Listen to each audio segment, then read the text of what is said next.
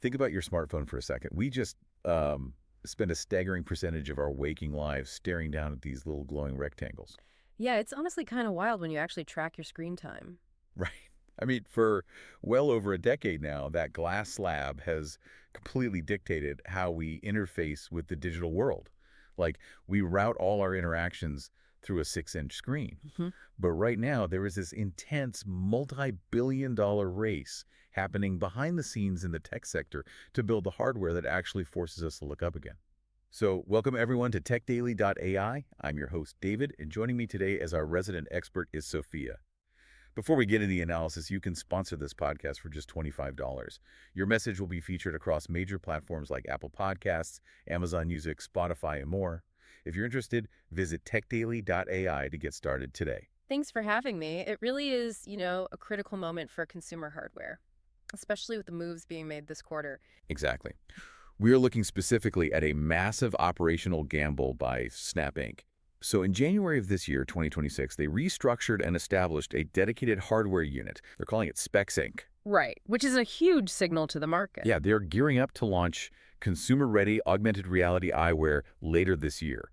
And to ensure the hardware can actually, execute their vision, they just inked a major multi-year deal with Qualcomm to power these AR glasses. Which is a massive shift from their older prototypes. Exactly. Our objective today is to kind of strip away the marketing veneer and break down the underlying mechanics of this hardware.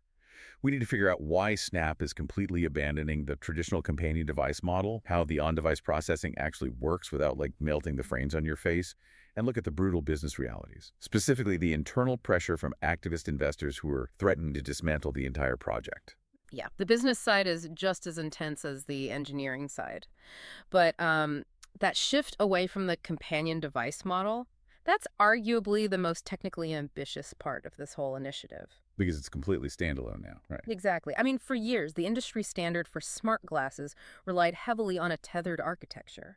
The glasses themselves were essentially just dumb terminals, like a secondary display monitor housing some camera sensors. Well, the smartphone in your pocket did all the actual work. Right. The phone handled all the heavy computing, the cellular connectivity, the rendering. But Specs Inc. is positioning this new hardware as a completely standalone, see-through device. Which introduces massive engineering hurdles. I mean, when you rely on a tethered companion phone, you kind of sidestep the hardest physics problem in wearable tech, which is thermal management and power consumption. Oh, absolutely. Heat is the enemy. Right. Because your phone has a massive battery and a chassis designed to dissipate that heat. If Snap is breaking that tether, they have to take the processing power, the wireless radios, the spatial mapping sensors, the display drivers, and basically shrink it all into a form factor that weighs less than 60 grams. And it has to be true optical see-through AR, which is fundamentally different from the pass-through video AR we see in those bulkier headsets. Wait, explain the difference there for people who might not know. Sure, so with pass-through headsets, you are completely enclosed. You're looking at high-resolution screens that are just displaying a camera feed of the outside world. It's video, but true optical AR uses transparent glass. So you're literally just looking through regular lenses. Exactly. You are looking directly at the physical world with your own eyes, and the device utilizes complex waveguide technology and micro LEDs to bounce digital light directly into your retina. Yeah. And competing with the ambient brightness of the physical sun while running spatial computing algorithms all on a standalone pair of glasses. That pushes current material science to its absolute limit. It kind of reminds me of a very similar evolutionary path to the smartwatch ecosystem. Oh, yeah, that's a great comparison. Like if you think about early generation smartwatches, they were practically useless if they lost Bluetooth connection to your phone. They were really just notification relays strapped to your wrist. Just buzzing when you got a text. Right. And it took years for them to evolve into standalone computers with their own cellular bands, onboard GPS, and local processing. Now you can go for a run and stream music completely independently. So Snap is basically trying to force that identical evolutionary leap for AR eyewear, shifting it from a peripheral accessory to the primary computing node. The smartwatch trajectory is a really solid parallel, particularly regarding user friction. Because having to pull out a phone to configure an AR session or dealing with the lag of rendering a 3D object on a phone and beaming it wirelessly to your face, It just creates a fragmented user experience. It completely breaks the immersion. Right. Standalone architecture removes that friction. You put the glasses on, and the interface is immediately active and integrated with your physical surroundings. Okay, but I have to maintain some healthy skepticism here. We've heard the digital overlay promise for years, and the execution usually fails.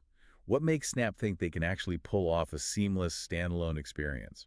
It's a fair point. We've seen a lot of hype fizzle out. Exactly. If you look back at Magic Leap's early hype, or Google Glass, or even the enterprise iterations of Holland's, the actual execution almost always hits a wall. The field of view is too constrained, the holograms look all translucent and jittery, or the device is so heavy it literally causes neck strain. If tethered systems couldn't perfect this, what makes Snap believe a fully standalone device won't just immediately overheat and throttle its processor? Well, the bottleneck has always been the silicon. Which brings us directly to that Qualcomm partnership we mentioned. The new generation of specs is built on Qualcomm's Snapdragon XR platform. Okay, so it's a custom chip. Exactly. This is a critical distinction because these are not repurposed mobile processors. If you take a standard smartphone chip and force it to run continuous spatial mapping, track eye movement, and render 3D stereoscopic graphics, the thermal output will just skyrocket. That'll probably burn your face. Quite literally. Within 5 minutes, the frames would be way too hot to safely wear on human skin. Because mobile chips are designed for burst processing, right? Like loading a web page really quickly and then dropping back to a low-power idle state. But AR requires continuous, heavy-duty, sustained processing. That is exactly the problem the XR architecture solves through something called heterogeneous computing.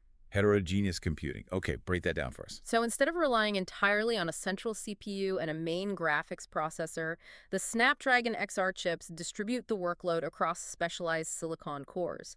They utilize dedicated digital signal processors, or DSPs, and their sole job is to manage sensor fusion. Meaning all the cameras and sensors. Right. Taking the constant streams of data from the gyroscopes, accelerometers, tracking cameras, and crunching that math at an incredibly low power draw.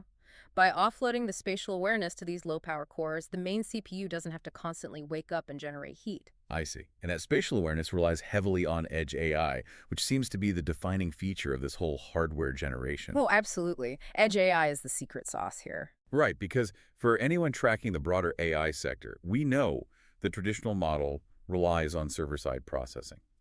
Your device captures an input, sends it over a network to some massive cloud data center. The cloud runs the inference model and then sends the output back.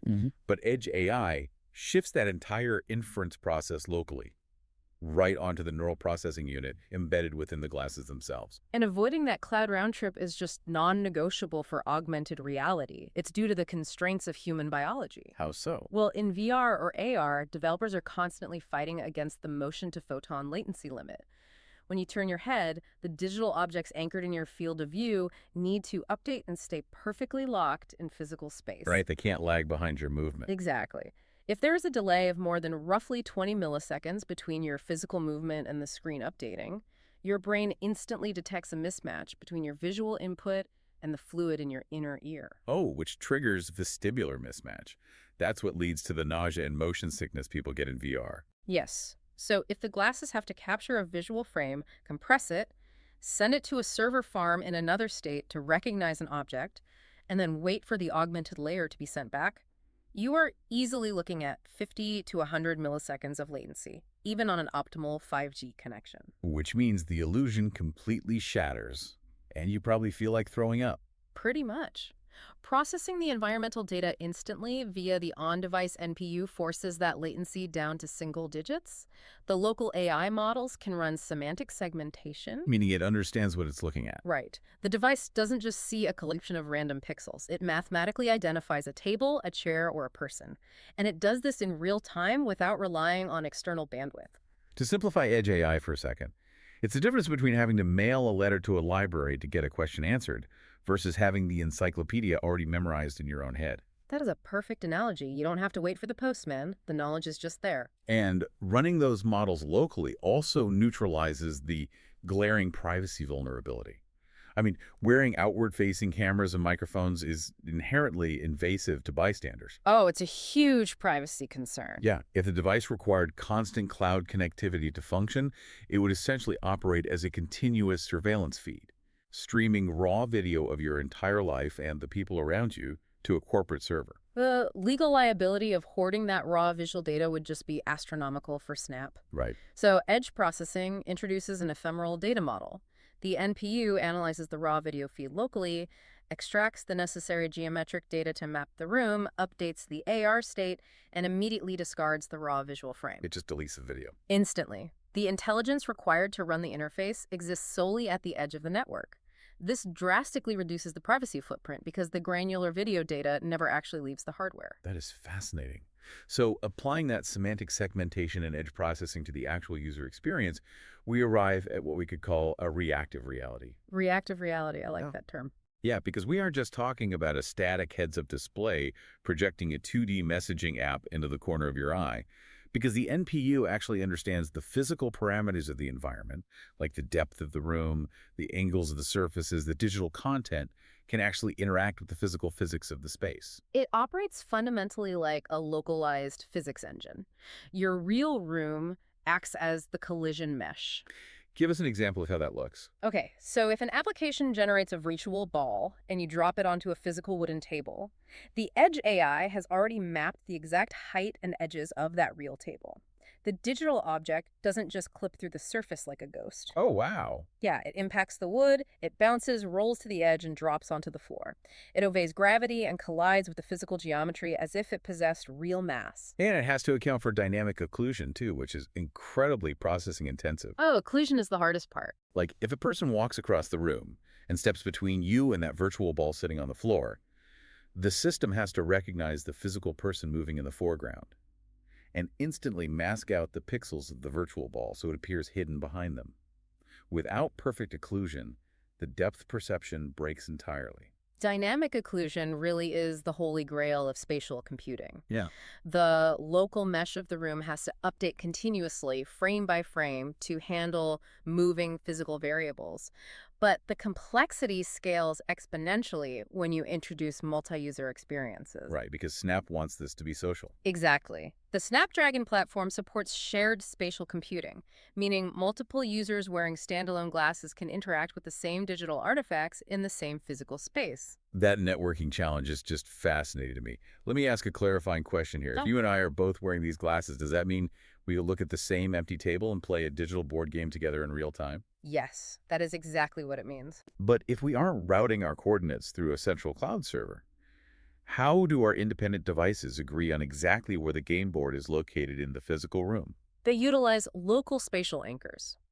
The devices communicate directly with each other using high bandwidth, low latency protocols, like Wi-Fi 7 or ultra-wideband technology. So they just talk directly device to device. Right. They share key feature points from their respective environmental maps and establish a synchronized mathematical coordinate system. Once the glasses agree on the physical anchor point, say, the center of the coffee table, they no longer need to share massive amounts of data. They just exchange state telemetry then. Exactly. So if I reach out and move a digital chess piece, my device just transmits a tiny data packet saying piece A moved to coordinate B. Your device receives that tiny ping and renders the movement locally using your own chip. Yep.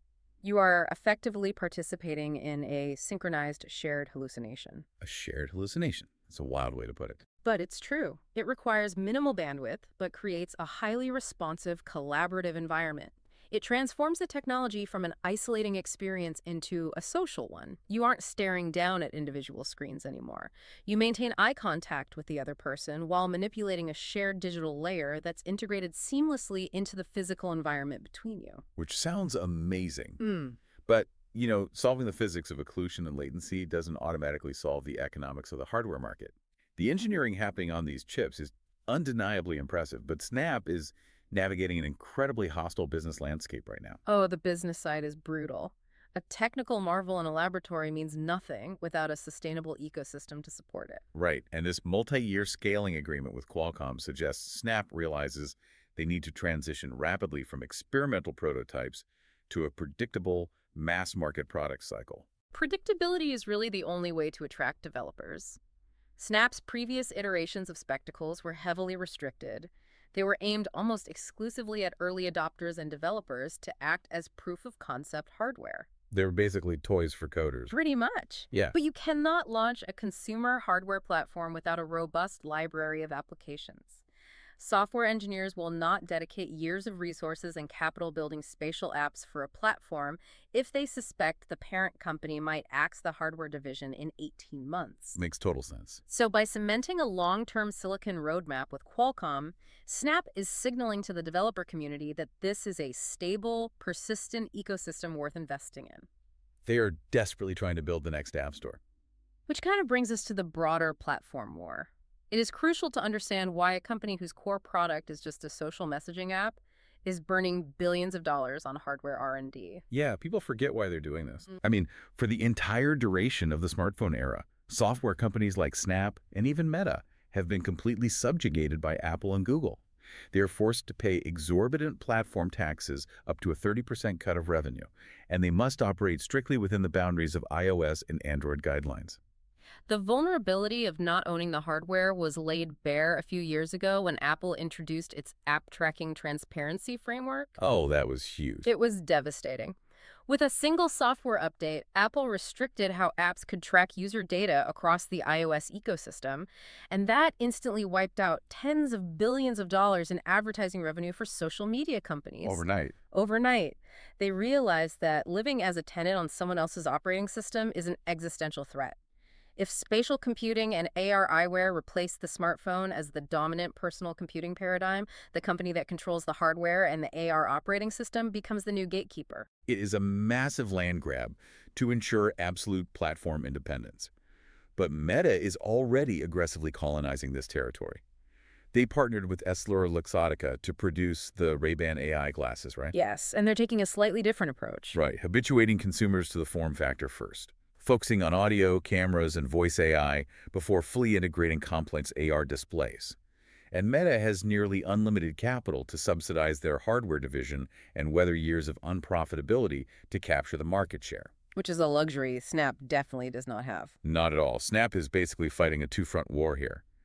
They have to fend off impatient activist investors internally while simultaneously battling tech giants like Meta in the marketplace. Yeah, the internal threat is coming directly from activist investors.